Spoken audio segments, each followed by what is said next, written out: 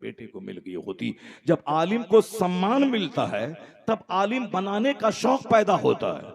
और जब लोग आलिम को नौकर समझ लेते हैं, जब लोग मस्जिद के इमाम को अपना नौकर समझ लेते हैं, जब लोग मौलवी को बेवकूफ समझ लेते हैं, जब लोग मौलवी को चहारुम तीजा 40वां का खाने वाला समझ लेते हैं, जब अपने यहाँ पौष डकैतों, जानवरों, चोरों, हरामखोरों, दारोगा, नेता को बुलाकर शानदार सोफे पे बैठा के खिलाया जाता है और मौलवी को उसे बैक दरवाजे से वहां चटाई पे बैठ के खिलाया जाता है, उस वक्त कोई अपने बच्चे को आलिम नहीं बनाता।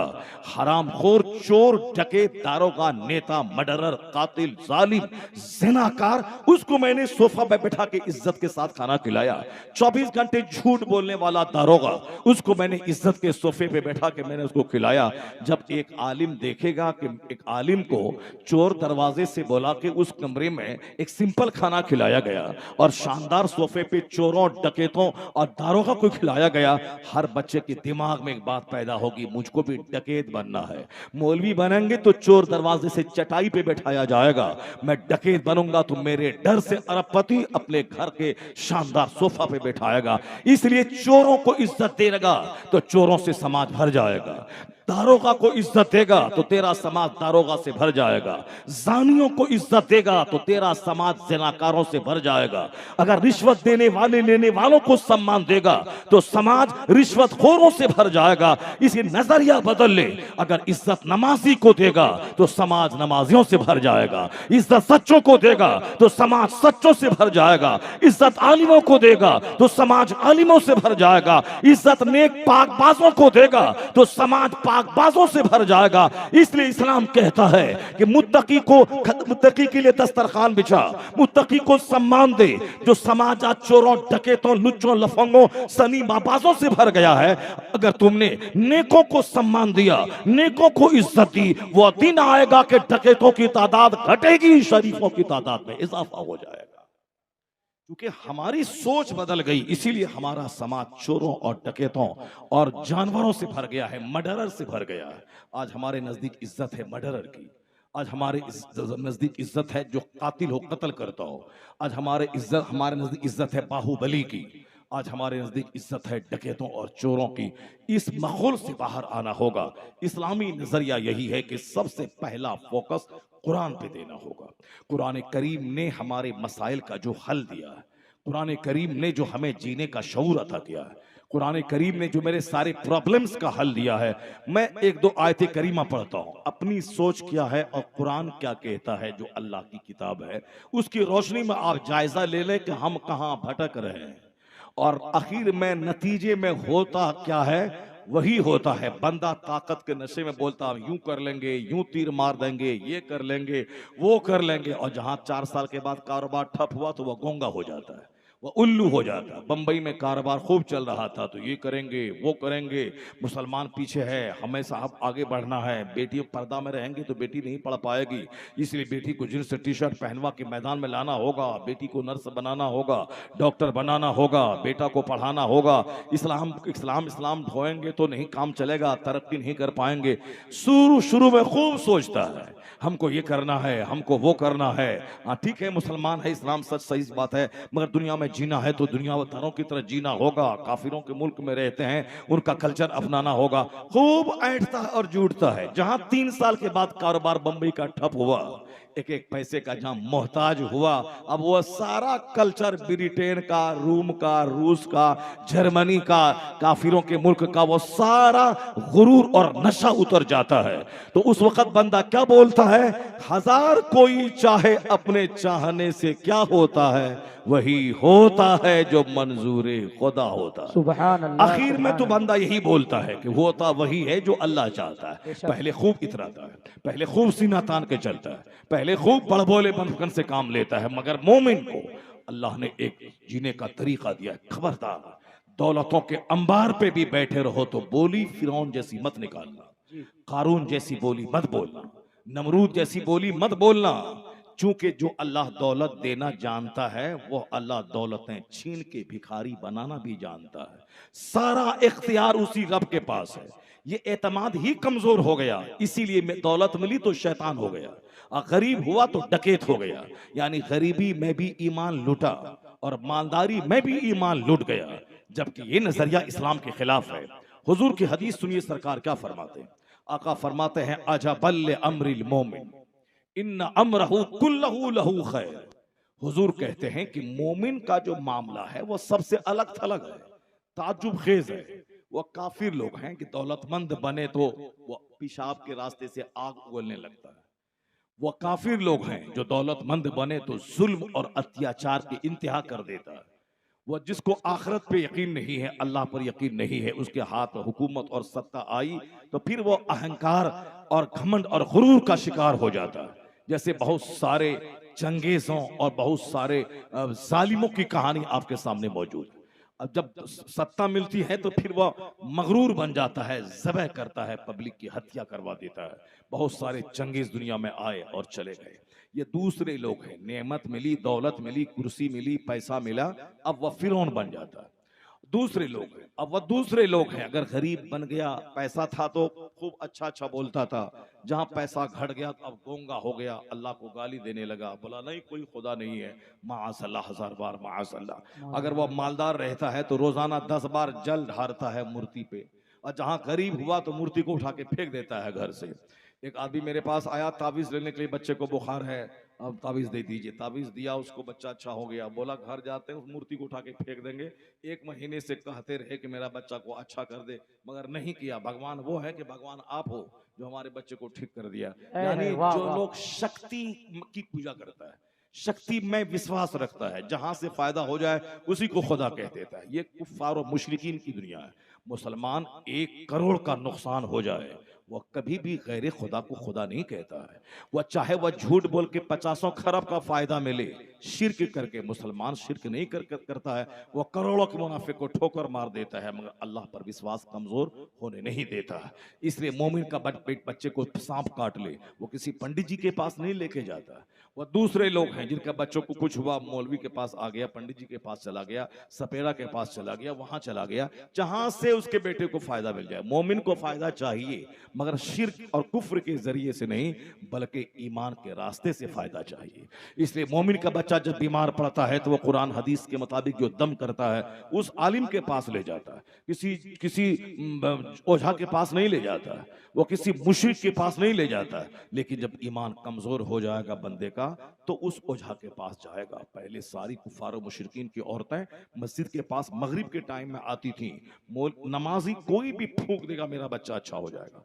लेकिन आजकल मुसलमानों का ईमान थोड़ा डैमेज, कमजोर हो रहा है, जो आजकल ये पंडितों के पास जा रहा है, जो आजकल ये उनके पास, अगरचे बहुत कम रेशियो है मगर है, बहुत कम तादाद है मगर है, वो तादाद शुरू हो गई है, वो रफ्तार शुरू हो चुकी है। चूंकि हमारी औरतों के सीने में जब ईमान नहीं रहेगा, वो तो सोचेगी कि फायदा होना चाहिए जहां से हो जाए। मौलवी साहब फूका नहीं फायदा, पंडित जी फूका फायदा हो गया, तो अब वो जन्नत जहन्नम तो वहां की बात है, दुनिया में आर्जी फायदा चाहिए। तो इसीलिए आज जरूरत है कि केमिस्ट्री फिजिक्स पढ़ाने से पहले अपनी औलाद को हदीस पढ़ाएं, कुरान पढ़ाएं, ताकि अल्लाह पर मजबूत यकीन रहे। मरना तो है ही, बच्चा आज मरे चाहे 50 साल के बाद मरे, मरना तो है ही, मगर शिर्क करके मर जाए, ईमान लूटा के मर जाए, इससे बेहतर है कि वो हालत ईमान में एक दिन की जिंदगी पाके शहादत की मौत मर जाए। सरकार गौसे आजम तकरीर कर रहे हैं और 70,000 का मजमा है। एक शख्स आके कहता है कि हुजूर आपके बेटे का इंतकाल हो गया।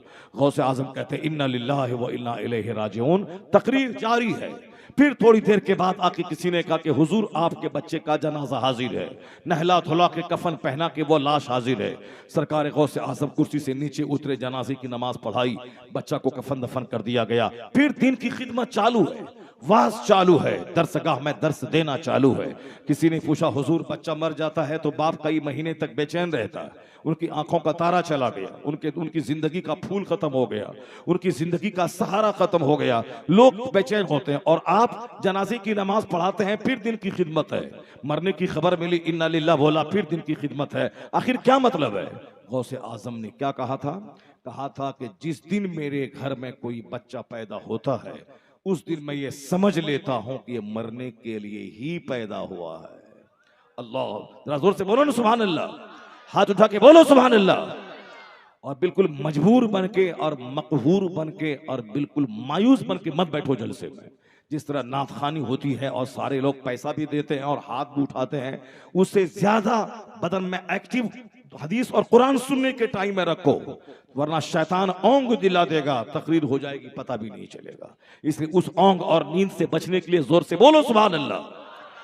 बहादुरपुर में भी इतना ही मजमा आखिर में बचता है, जहां सारे हिंदुस्तान के उलमा शोरा आते हैं, जो सुनने वाले तकरीर चूंकि लास्ट में करवाई जाती है, हालांकि होना चाहिए, मैं मशवरा देता हूं कि तकरीर 12 बजे से पहले करवा लें।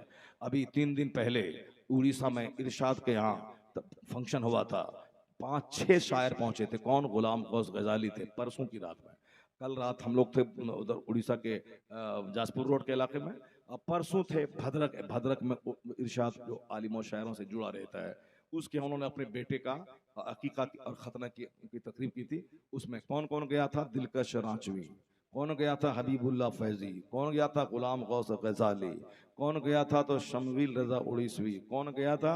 और एक और कोई था। यानी 5-6 बड़े बड़े शायर नामवर में, हबीबुल्लाह फैजी, दिलकश रांचवी, गुलाम गौस गजाली, ये सब थे। ये सारे शोरा वहां जमा थे। और फिर मुकर्रिर कितने थे? 5-6 तकरीर हुई। जलसा शुरू हुआ 10 बजे और खत्म हुआ 4 बजे, तो 4 और इधर 2, 6 घंटे में 5 मुकर्रिर की तकरीर हुई और 6 शायर की नातखानी हुई। हो गई सबकी। 1 बजे तो मेरी तकरीर खत्म हुई, 1:10 पे लास्ट तकरीर। पहले सिर्फ 5 तकरीर हो गई, 10 मिनट 20 मिनट 10 मिनट 20 मिनट तकरीर हुई और 10 मिनट का सेशन चालू हुआ मसला पूछने का। एक आदमी फतवा पूछता था, मुफ्ती साहब फतवा का जवाब देते थे, वो भी सेशन चला 10 मिनट का। इतना सारा काम हुआ और आखिर में मुझको दिया था 10-20 मिनट का, और फिर भी खींच करके हम 50 मिनट पहुंचा दिए, 50 मिनट तक पहुंचा दिए। 1-1:15 बजे तक तकरीर हुई। अब 1:15 बजे से लेके 4:30 बजे तक नातखानी हुई। जबरदस्त प्रोग्राम हो गया।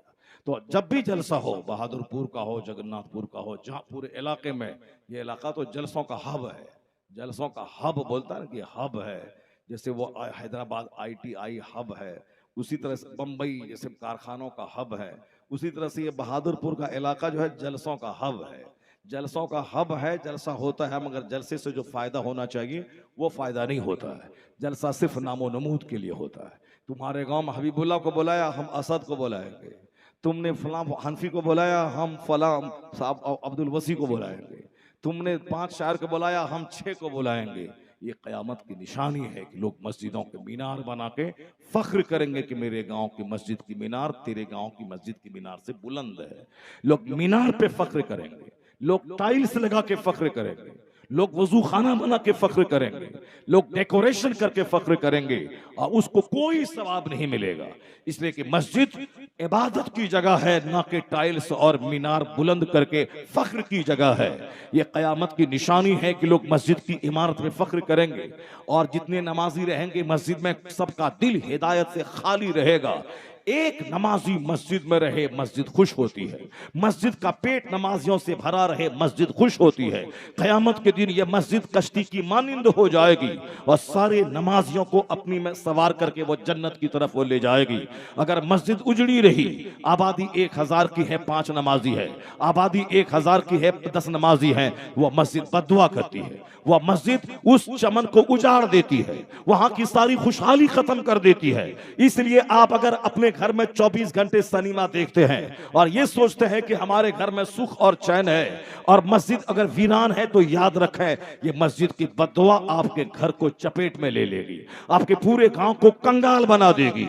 अल्लाह के नजदीक 100 साल 1 मिनट है। इसलिए मत घबराइए कि हम 10 साल से नमाज नहीं पढ़ते हैं तो हमारी रोजी भी चल रही है, हमारा कारोबार ठप नहीं हो रहा है। 100 साल 1 सेकंड है अल्लाह के नजदीक। इसलिए मस्जिद की आबादी में मीनार से नहीं है, मस्जिद की दुआ वहां मार्बल लगाने से नहीं मिलेगी। मस्जिद की दुआ लेनी हो तो 5 वक्त मस्जिद में बाजमात नमाज पढ़नी होगी। तब मस्जिद को खुशी हासिल होगी। इसलिए अगर आपने जलसा करवाया और ये बोला कि जगन्नाथपुर से बड़ा जलसा मैंने करवाया, अगर आपने जलसा करवाया ये बोला कि साहब हमारा बहादुरपुर का जलसा साहब उस गांव के जलसे से बड़ा जलसा हो गया, नहीं शाहपुर के जलसे से बड़ा जलसा हो गया, ये घमंड की बोली, उस जलसे की से एक फायदा नहीं होगा, एक नेकी नहीं मिलेगी। नेकी वही खालिस नेकी है जो नेकी अल्लाह को खुश करने के लिए किया जाए, जो रसूल पाक की खुशी की खातिर किया जाए। जलसा करना फर्ज नहीं है, नमाज पढ़ना फर्ज है। जलसा करना जरूरी नहीं है, शराब से बचना फर्ज है। शराब में लतपत है, जलसे का सिक्योरिटी बने हुए हैं। नमाज एक टाइम का नहीं पढ़ते हैं, जलसे का सदर बने हुए हैं। बेहतर था कि तू जलसे का सदर नहीं बनता, सारी जिंदगी अपने गांव में जलसा नहीं करवाता।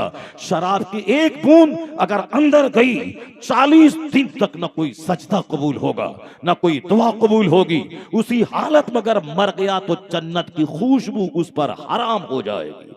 ये बता दे कि कहां इस्लाम क्या कहता है, तुम कौन सा इस्लाम का डंडा पकड़े हुआ है, इस्लाम क्या कहता है और तुम क्या किधर जा रहा है। ये फख्र और नामोनमूद करने वाला ये किस इरादे से तू कर रहा है जलसा।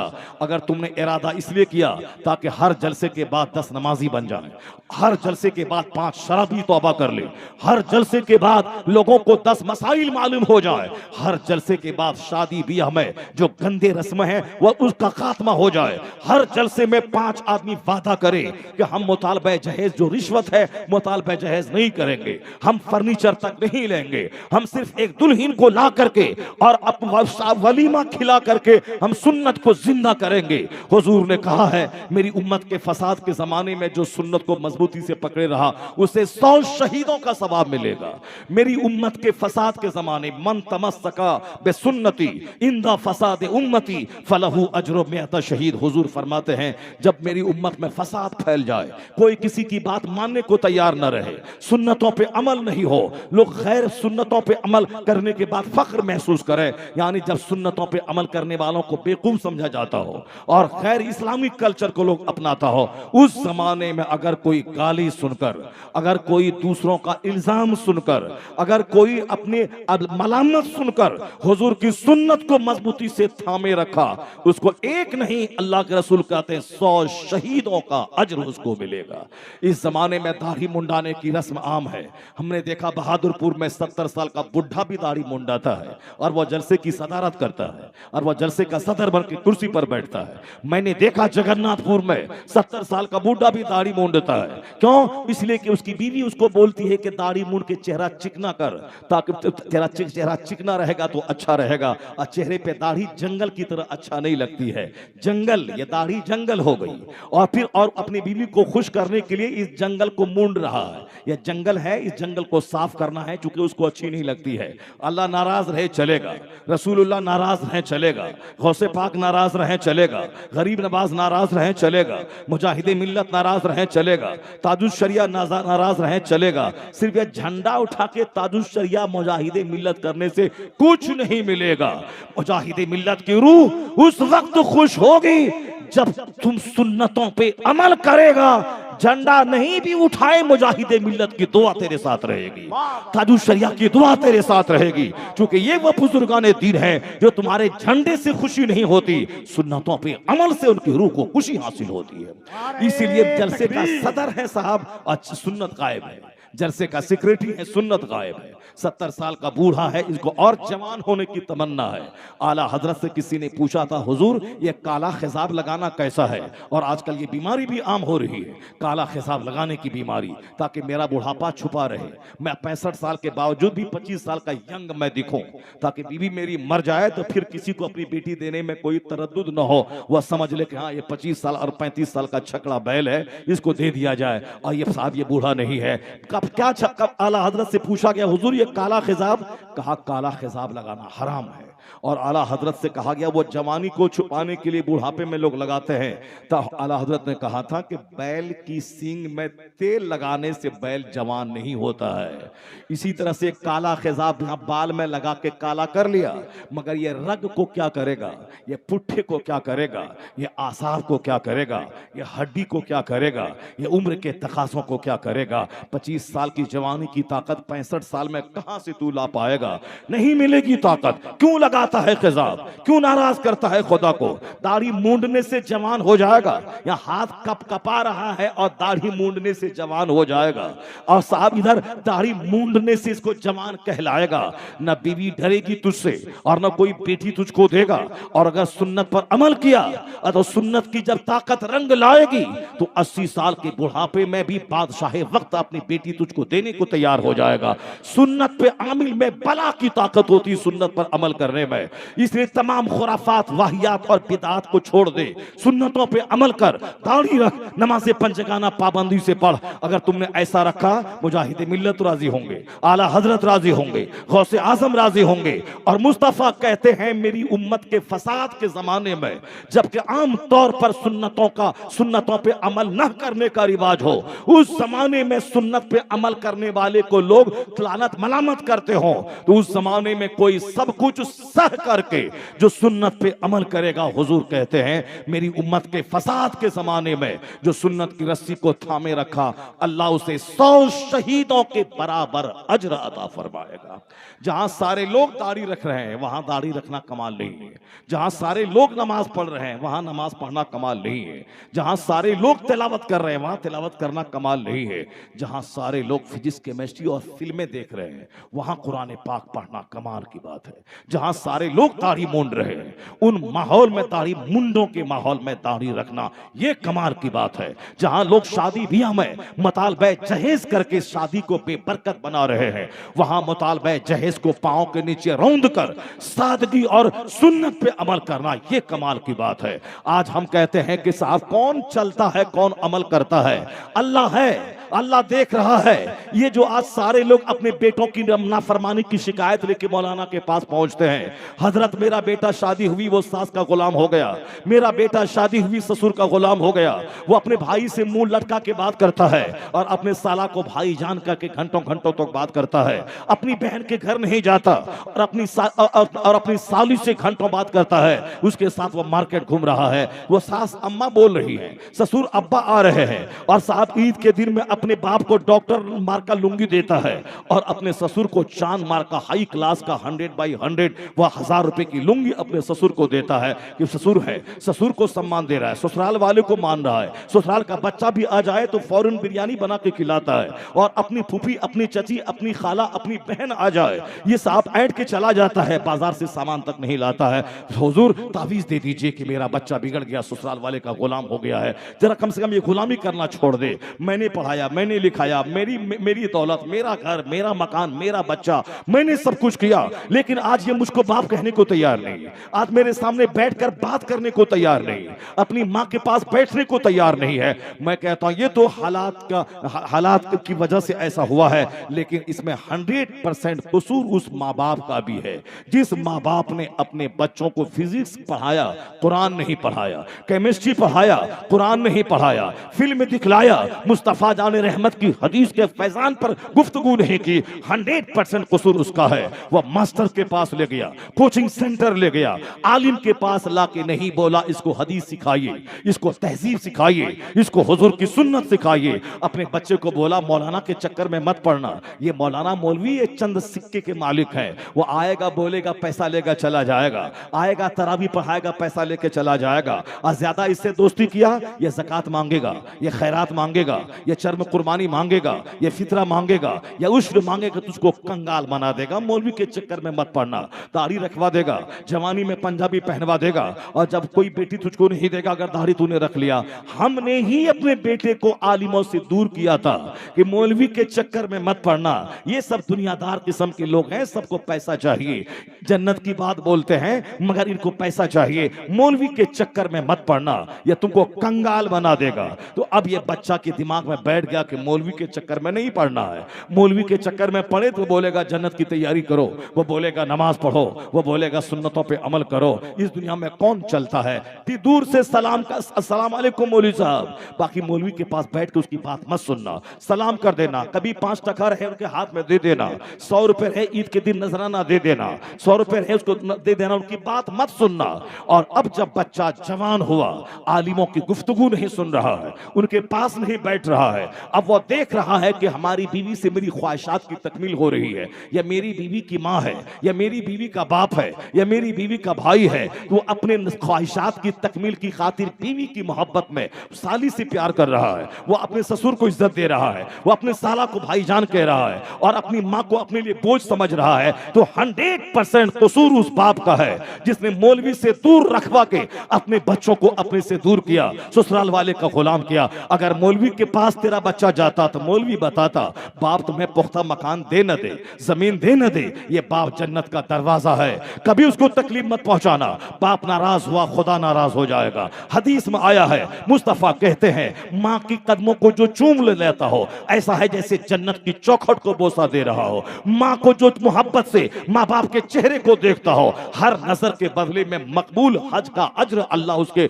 नामे अमाल में लिख देता है। 50,000 खर्च करके गया, 5 लाख हज को गया, हज कबूल हुआ या ना हुआ कोई जमानत नहीं है, लेकिन यहाँ हुजूर कहते हैं जो मोहब्बत से माँ बाप का चेहरा देखे हर नजर के बदले में मबरूर हज का अज्र अल्लाह देता है। हज मबरूर का मतलब वो हज जो कबूल हो गया हो, जो हज कबूल ना हुआ हो वो हज चेहरे पे मार दिया जाता है, और हाजी हज से लौटने के बाद पहले से ज्यादा बदअमल हो जाता है। यह इस बात की दलील है कि इसके हज को कबूल नहीं किया गया, इसका हज इनके चेहरे पे मार दिया गया। जो हाजी हज से वापस आया, जो हाजी हज से वापस आया बेनमाजी का बेनमाजी है, जमात से नहीं नमाज पढ़ता है, बेनमाजी का बेनमाजी है, पहले से ज्यादा झूठ बोलने लगा, पहले से ज्यादा रुपए की मोहब्बत में पागल हो गया, पहले से ज्यादा बदअमल और सुन्नतों से खाली हो गया। समझ आया कि ये सिर्फ गया और आया फोटो देख लिया, इसको वहां का सफर हरमैन का कोई फैज नहीं मिला। सफर हरमैन वही कबूल होता है वहां से लौटने के बाद हाजी का एक्टिविटीज बदल गई हो, उनका किरदार बदल गया हो, वह सॉफ्ट हो गया हो,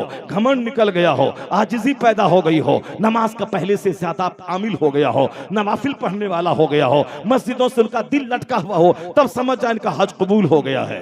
अगर हाजी का की हरकत बदल गई, हाजी का कैरेक्टर बदल गया और हाजी की एक्टिविटीज बदल गई तो वह हज मबरूर की पहचान है। आजकल तो 90% हाजी वहां से लौटने के बाद पहले से ज्यादा बदअमल हो जाता है, पहले से ज्यादा पैसों का हरीस और लालची हो जाता है। यह इस बात की दलील है कि इसका हज रद्द कर दिया गया। हज मबरूर का बदला सिर्फ जन्नत है। हुजूर कहते हैं जिसका हज मकबूल हो गया उसका बदला सिर्फ जन्नत है, बाकी कुछ नहीं। और आका कहते हैं कि हज मबरूर का अज्र उसको मिलता है जो मोहब्बत से, नफरत से नहीं, जो मोहब्बत से माँ बाप का चेहरा देखता हो हर नजर के बदले में हज मबरूर का अज्र अल्लाह अता फरमाता है। यहां तक कि 100 बार कोई देखे तो अब फरमाते हैं हुजूर कि अल्लाह की रहमत कुशादा है, अल्लाह की रहमत तंग नहीं है। अगर कोई 100 बार भी देखे तो अल्लाह 100 हज का अज्र अता फरमा देगा।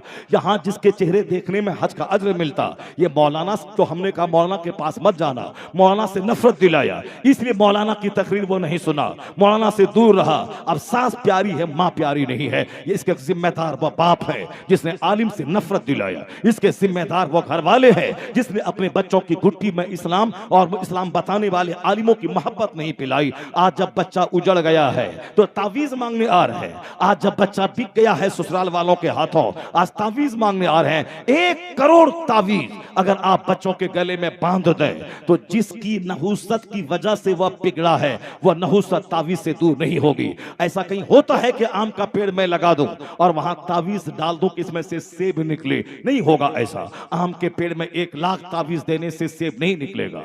मैं अगलीची का पेड़ लगाऊं उसमें 1 लाख तावीज डाल दूं यहां से नाशपाती निकले, ऐसा नहीं होता है। जैसा बीज हो, जैसा दरख्त हो वैसा ही फल पैदा होता है। मैं खेत में धान लगा दूं और मैं बोलूं 1 लाख तावीज दे दूं यहां से गेहूं निकल जाए, नहीं होता है ऐसा। मैंने जिस बुनियाद पर अपने बाल बच्चों के कैरेक्टर की बुनियाद रखी है और उसी पर उसकी नशो नमा हुई है, परवरिश हुई है, और आज मैं चाहूं कि ये हमारा फर्मा बरदार हो जाए, नहीं होगा।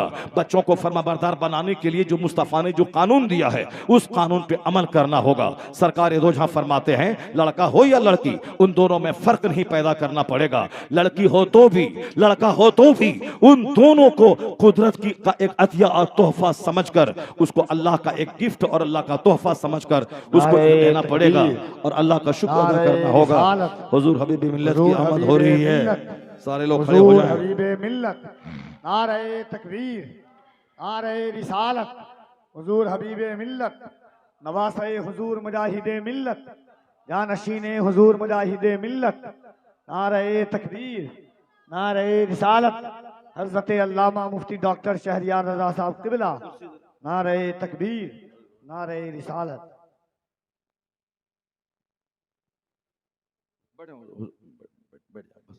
वो अब चेयर पर नहीं बैठेंगे, और चेयर पर बैठेंगे अब 4 बज जाएगा, बस अब खत्म कर देंगे। बैठ बैठ जाओ बैठ जाओ बैठ जाओ। हुजूर हबीब मिल्लत तशरीफ ले आए, 3:22 हो रहे हैं। अब मैं मुख्तसर अपना बयान करता हूँ, हजरत के चेहरे को आप देखते रहें और अपने अपने दिल की दुनिया को सजाते रहें। बैठ जाएं आप सारे लोग, बैठ बैठ जाएं बैठ जाएं बैठ जाएं बैठ जाएं। अल्लाह तबारक व तआला हमारे हजरत का साया हम सबों पे देर तक कायम फरमाए।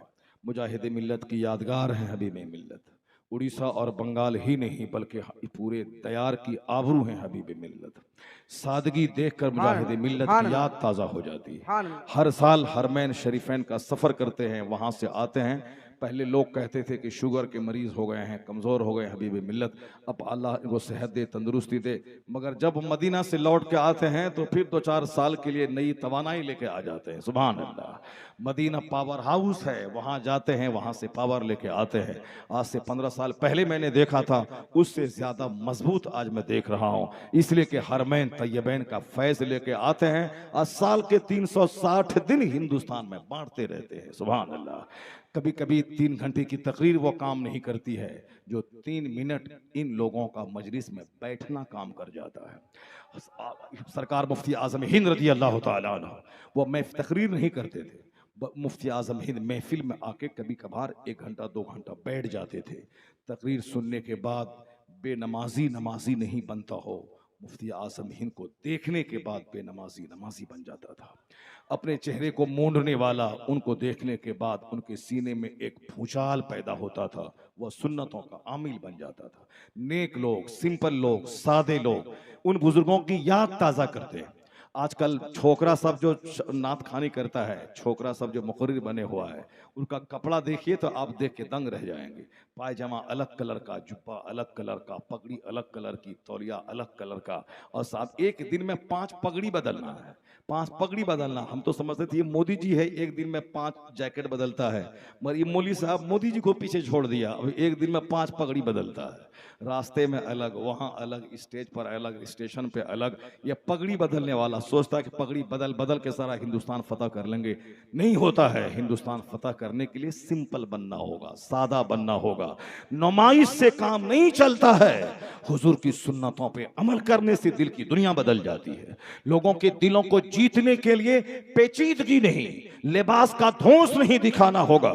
लोगों का दिल जीतने के लिए मुजाहिदे मिल्लत की सादगी इख्तियार करनी होगी। मैं कभी कभी कहता हूं वह शहजादा था, एक स्टेज का, एक रऊफ या स्टेट का शहजादा था। रईस आजम उड़ीसा थे, वह चाहते तो सुबह अमेरिका में और शाम इंग्लैंड में करते, रोजाना 10 लिबास बदलते। लेकिन जिन लोगों ने मुजाहिदे मिल्लत को देखा है, उनका आज भी बयान है कि वही सिंपल सी टोपी, वही सिंपल सा कुर्ता, वही सिंपल सी लुंगी, वही सफेद रंग सुन्नतों के मुताबिक, मगर चेहरे पे सुन्नत पे अमल की वो हैबत थी, हुकूमत वक्त के कारिंदे थर्रा जाते थे जब उस ज़ईफ मुजाहिदे मिल्लत का चेहरा देखते थे। सुन्नतों के पर अमल करने में धमक महसूस होती है, सरकार की सुन्नतों पे अमल करने से रूहानी ताकत मिलती है। आजकल जो जवान नहीं करते वह काम करके मुजाहिदे मिल्लत ने दिखला दिया है। आलिम बनना और है, मुजाहिद बनना और है।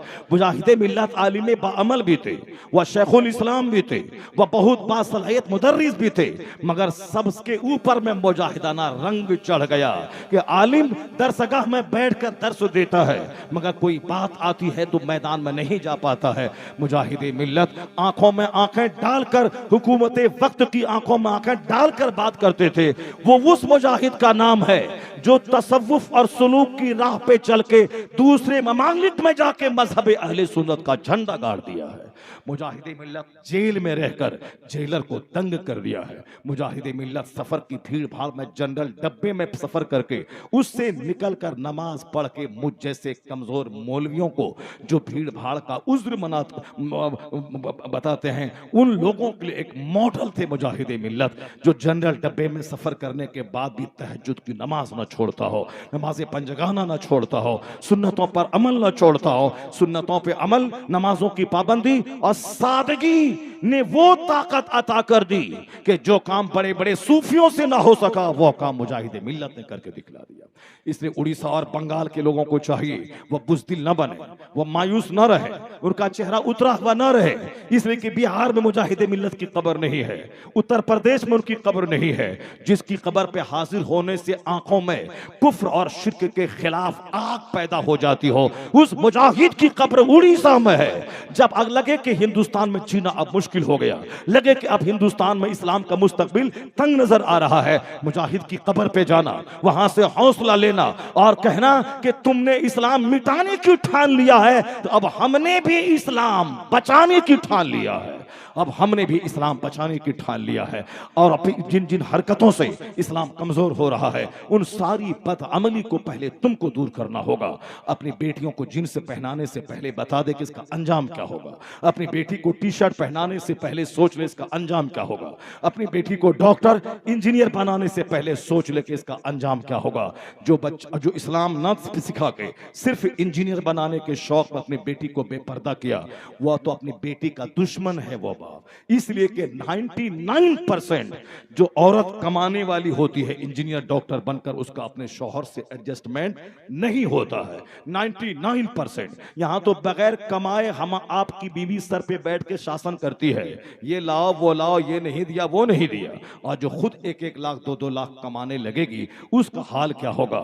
वो शौहर से जंग करती है, नहीं ये पैसा मेरा है, मेरे बाप ने जमीन बेच के मुझको पढ़ाया है, तुम मेरा शौहर हो, तुम मुझको मेहर की रकम देगा, तुम मुझको खाना खिलाएगा, और ये पैसा जो मैं कमाती हूं ये मैं अपने गरीब भाई को दूंगी, ये पैसा जो मैं कमाती हूं ये अपने भतीजे को दूंगी, ये पैसा जो मैं कमाती हूं ये मैं अपने बाप को दूंगी। शौहर बोलता तू मेरी बीवी है, तेरा सारा माल मेरा है, मैंने तुझको डॉक्टर समझ के शादी इसलिए किया है ताकि तेरी कमाई मेरी होगी।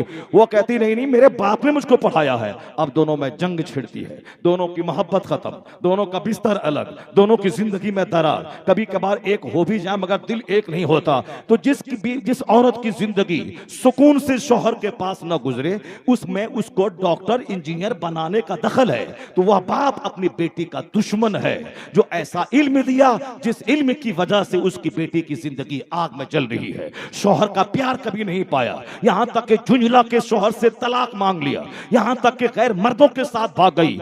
आज हजारों टीचर स्कूल में पढ़ाने वाली वो गैर मर्दों के साथ भाग गई, अपने शौहर को छोड़ दिया, शौहर से तलाक ले लिया। कौन है इसका जिम्मेदार? इसका जिम्मेदार नया कल्चर है, नई तहजीब है।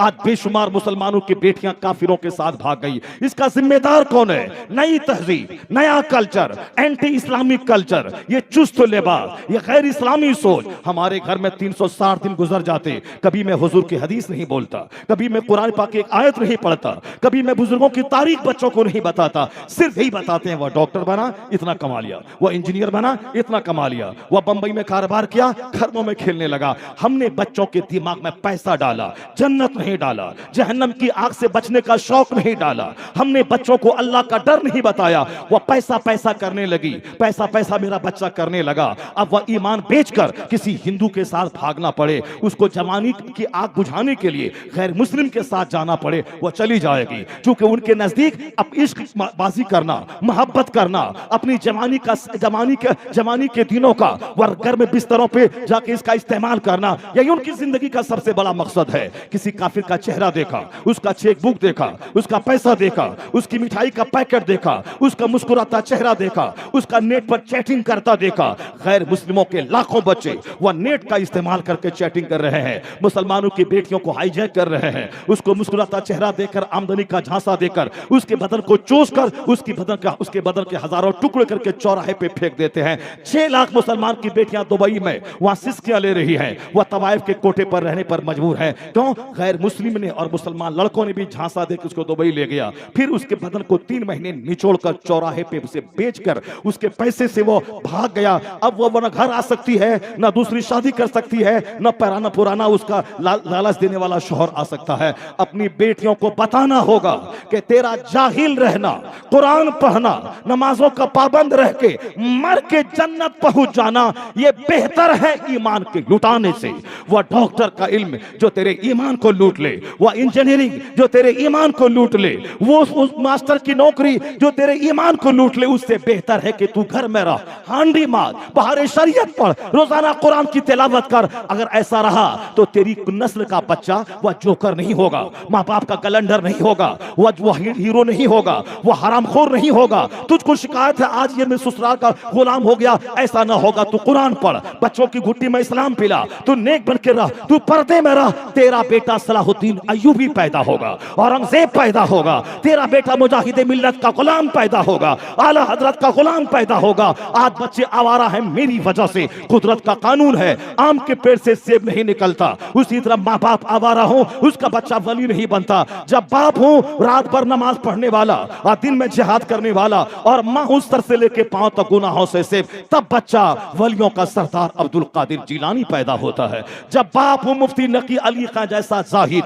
और माँ हो आबेदा जाहिदा, तब बेटा 14वीं सदी का मुजद्दिद अहमद रजा खां पैदा होता है। और जब दादा हो हुज्जतुल इस्लाम जैसा और नाना हो मुफ्ती आजम हिंद जैसा, और फिर जब घर में माहौल हो मुफ्ती आजम हिंद की बेटी के तहज्जुद वाला माहौल, बाप मुफस्सिर आजम हिंद हो और माँ तहज्जुद गुजार, अपने जेवरात को बेचकर मंज़िल इस्लाम के मुदर्रिसिन की तनख्वाह दिलाने वाली, जब माँ बाप ऐसे हो तब बेटा 10 करोड़ कमोबेश मुरीदों का मुर्शिद हुजूर अख्तर रजा खां अज़हरी ताजु शरिया पैदा होता है।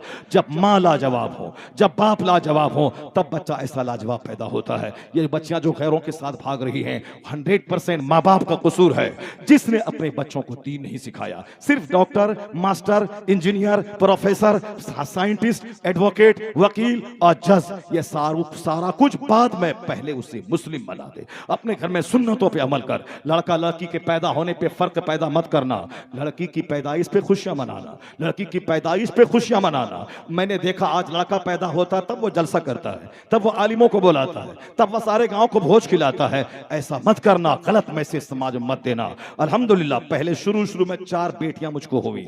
मैंने उन 4 बेटियों के बाद जब लगातार 3 बेटे मैंने पाए, मैंने उन बेटों की पैदाइश पे कोई भोज नहीं किया, मैंने कोई महफिले मिलाद जो जिसमें लोगों को बोला खाना खिलाओ, ये मैंने नहीं किया। मैंने दिल की गहराई से रब्बे करीम का शुक्र अदा किया, मालिक मेरी बेटियां उदास थी कि हमारे कोई भाई नहीं है, तू अपने करम से एक बेटा दे दे ताकि हमारी बेटियां की उदासी खत्म हो जाए, वरना मैं अंदर से लालायित नहीं हूं बेटे की खातिर। सिर्फ अब बच्ची की उदासी देखता हूं, दूसरों के भाई हैं इनके नहीं है। अल्लाह ने 1 से लेकर 3 बच्चे लगातार दे दिए। वह सारे बच्चे अब बड़े बड़े हो गए। 4 बेटियां मेरी आलिमा है। मैंने किसी बेटी को इंजीनियर नहीं बनाया, डॉक्टर नहीं बनाया, 4 बेटियों को मैंने आलिमा बनाया। लोग कहते थे डॉक्टर बनाइए, इंजीनियर बनाइए, इतना पैसा क्यों कमाते हैं? मैंने कहा उस इंजीनियरिंग पे मैं थूक देता हूं जो इंजीनियरिंग बाप के गले का फंदा बन जाए। आज पीर साहब की बेटी भाग गई, आज एक सैयद साहब की बेटी सामने टेलर मास्टर के साथ भाग गई। मैं गुजरात में एक तकरीर के लिए गया था, गुजरात के मोरबी में। सैयद साहब 3 बच्चे का बाप, उनके चाचा की बेटी से शादी किया था, मगर उनकी बीवी सामने टेलर मास्टर के पास कपड़ा सिलवाने के बहाने जाती थी, उसी के साथ भाग गई। शौहर छोड़कर, 4 बच्चों को छोड़कर भाग गई उसके साथ। अगर अपनी बच्ची को पर्दे में रखता है, उसको खैर मर्दों से मिलने नहीं देता है, जिस कॉलेज में पढ़ाने वाली लड़कियां हो वहां जाके पढ़ के इंजीनियर का क्लास लेती हैं तब तो ठीक है, मगर गैर मर्दों से कोचिंग करवाना, गैर मर्दों से पढ़वाना, गैर मर्दों के पास बैठ करके, उससे बेहतर है कि तेरी बेटी जाहिल रहे, घर में रहे, नमाजी रहे। नहीं मिली दुनिया। अगर तू डॉक्टर बन के सोने का घर बना लिया, सोने की कार खरीद लिया, सोने की जमीन अपने घर में बना लिया, फिर भी तू 80-90 साल के बाद मरना है और कब्र की मिट्टी की खुराक बनना है, फिर मैदान महशर की गर्मी को झेलना है, हिसाब किताब देना है। किस फायदे का सोने का घर, सोने की कार बना के? अंजाम जब वही है। इसलिए सोने का घर मत बना, बल्कि जन्नत की तामीर कर, आखिरत का घर बना। अपनी बेटी को दीन सिखा ताकि उसके पेट से लुच्चा लफंगा पैदा हो ना हो, बल्कि अगर तुम्हारी बेटी दीनदार रही तो सलाहुद्दीन की जरूरत है आज दुनिया को। आज जरूरत औरंगजेब की जरूरत है, खालिद इब्ने वलीद के गुलाम की जरूरत है। उसके लिए मर्द के पेट से नहीं पैदा होगा, औरत के पेट से सलाहुद्दीन का गुलाम गुलाम पैदा होगा तो अपनी बेटी की जहन साजी कर, उसको दीन पिला, उसको दीन सिखा। फातिमा ज़हरा की कनीज बना, गौसे आजम की माँ की उस कनीज बना। और जब अगर वो कनीज बन गई, एक बच्चा सलाहुद्दीन बना, तो हजारों मुझ जैसा आदमी मिलकर जो काम नहीं कर पाए वो काम अकेला सलाहुद्दीन का गुलाम कर पाएगा। आज जरूरत है कि आज हमारे बच्चे नेक बने। उसके लिए शादी ब्याह की फजूल खर्ची दूर करनी पड़ेगी। उसके लिए बेटा और बेटी में फर्क पैदा करना छोड़ देना पड़ेगा। बेटा को भी नेमत है और बेटी भी नेमत है, दोनों को एक निगाह से देखना होगा। अपने माल में से हिस्सा बेटी को भी देना होगा, अपने माल में से हिस्सा अपने बेटे को भी देना होगा, और फिर फजूल खर्ची छोड़नी पड़ेगी। आज मुसलमानों को जरूरत है कि दीनदार भी बने, सेहतमंद भी बने, मालदार भी बने, वरना आज हमें फुटबॉल की तरह ये काफिर अपना तमाशा बनाए हुए हैं, मार देंगे, काट देंगे, और हम लोग सब्र करते चले जा रहे हैं, तहम्मुल करते चले जा रहे हैं, और उनका सारा नाज उठाते हुए चले जा रहे हैं, सिर्फ इसलिए कि हम कमजोर हैं, हम गरीब हैं। हमारा जो मालदार बनता है वो शादी बिया अकीका खतना में पानी की तरह पैसा बहाता है। क्यों पानी की तरह पैसा बहाता है? तेरे मदरसे में कमजोरी है, तेरे आलिम कमजोर है, तेरा घर कमजोर है। आने वाला दिन अगर जिहाद का ऐलान हो जाए तो आर्म्स कहां से लाएगा, हथियार कहां से लाएगा, मुजाहिदीन की मदद कहां से करेगा? आज एक एक पैसे को बचाने की जरूरत है। बचा ताकि बुरे दिन में काम आए। जिहाद के लिए तैयार रह और फिर उस पैसे को बचा के रख। अगर तेरे घर में बहू बेटी की इज्जत लूटने के लिए कोई हमला करे ताकि उसके डेने तोड़ सके, उसकी कमर तोड़ सके, उसकी गर्दन काट सके, उसके लिए माल चाहिए, माल बचा के रख। शादी मस्जिद में कर, 5 आदमी के बीच कर। ये डेकोरेशन, ये कार्ड छपाई, ये नाम नमूद को पांव के नीचे रौंद दे। आज लोग खाएंगे, 1 मिनट के बाद बोलेंगे हराम का माल था, इसीलिए लूट के लाया था, कूट के खिला रहा है। वो दूसरों की तारीफ मत तलाश कर, अल्लाह रब्बुल इज्जत के नजदीक अल्लाह की खुशी तलाश कर, मुस्तफा की खुशी तलाश कर। फजूल खर्ची छोड़ दे। नमाजों की पाबंदी से ताकत मिलती है, रोजे की पाबंदी से ताकत मिलती है, सदकात व खैरात से ताकत मिलती है। आज हमें ताकतवर बनने की जरूरत है, आज हमें दौलतमंद बनने की जरूरत है। नमाज, रोजे, हज और ज़कात का सिस्टम ये हमारे सीने को मजबूत करते हैं, ये हमें रूहानी ताकत देते हैं, और सादगी और सिंपलिसिटी से दौलत बची रहती है। इसे फजूल खर्ची को त्याग दें, नाम नमूद वाला सारा काम छोड़ दें। अल्लाह की खुशनुदी की खातिर अब काम करते रहें, फिर देखें अल्लाह जब राजी होगा तो बच्चों में फर्माबरदारी देगा, घर में सुकून देगा, कारोबार में बरकत देगा। नीयत अच्छी रहेगी तो अल्लाह मुश्किलात में आसानियां पैदा फरमा देगा। अल्लाह तबारक व तआला हमको और आपको सबों को नेक बनने की तौफीक अता फरमाए। अल्लाह ताला हम सबों को सुन्नतों पे अमल करने की तौफीक अता फरमाए। अल्लाह तमाम फजूल खर्ची से हम सबों को बचने की तौफीक अता फरमाए। अल्लाह हमें सादगी के साथ तकवा वाली, परहेजगारी वाली जिंदगी गुजारने की तौफीक अता फरमाए। आमीन। व आखिरु दावाना अनिल हम्दुलिल्लाहि रब्बिल आलमीन।